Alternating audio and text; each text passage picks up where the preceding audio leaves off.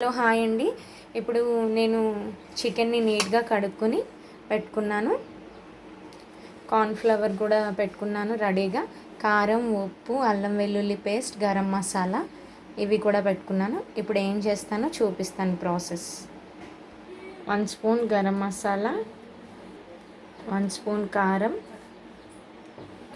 1 spoon కంటే తక్కువ ఉప్పు, 1/2 టేబుల్ స్పూన్ అల్లం వెల్లుల్లి పేస్ట్, 2 టేబుల్ స్పూన్ కార్న్ఫ్లవర్.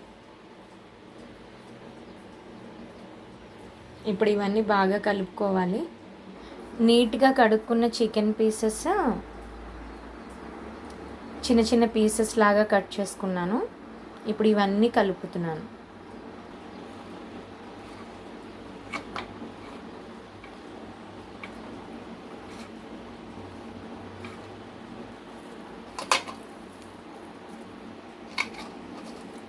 మనము ఉప్పులో నుంచి నీళ్ళు వస్తాయి కాబట్టి మనం అసలు అల్లం వెల్లిగడ్డ కూడా కొంచెం తడిగా ఉంటుంది కాబట్టి ఇలా కలిపి పెట్టేసుకోవాలి కొద్దిసేపు. మళ్ళీ ఉప్పులో నుంచి వాటర్ వస్తాయి. కావాలంటే మనం కొన్ని నీళ్లు చిలకరించుకోవచ్చు. స్టఫ్ అయితే ఇలాగే చేసుకోవాలి. కోటింగ్ అయితే దీని మీదది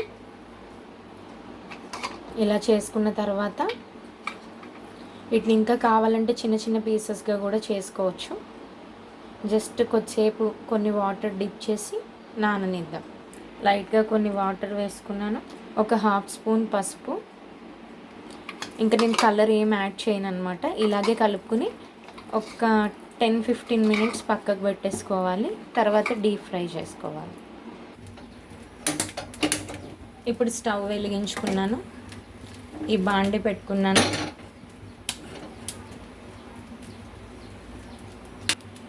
ఆయిల్ వేసుకున్నాను. ఆయిల్ హీట్ అయిన తర్వాత ఆయిల్ హీట్ ఎక్కిందో లేదో చూడడానికి చిన్న పిండి ముద్దని వేసాను. ఇప్పుడు ఒక్కొక్క పీస్ సపరేట్గా ఆయిల్లో వేసుకోవాలి. నేను ఎందుకు ఇంత తక్కువ ఆయిల్ వేసుకున్నానని మీకు డౌట్ వచ్చి ఉండొచ్చు కదా.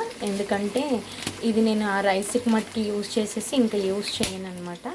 బాగా ఫ్రై చేసిన ఆయిల్ ఎక్కువగా రిపీటెడ్గా వాడకూడదు. అందుకని నేను వేయను అనమాట. పీసెస్ అన్నీ దీంట్లోనే వేసేస్తున్నాను. వేగిపోతే అలా ఏం ప్రాబ్లం ఉండదు.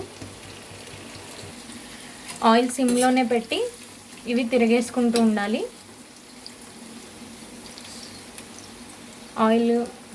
ఆయిల్ తక్కువ వేసుకున్నాను. అది స్టవ్ సిమ్లో పెట్టి ఇవి తిప్పుతూ ఉండాలి.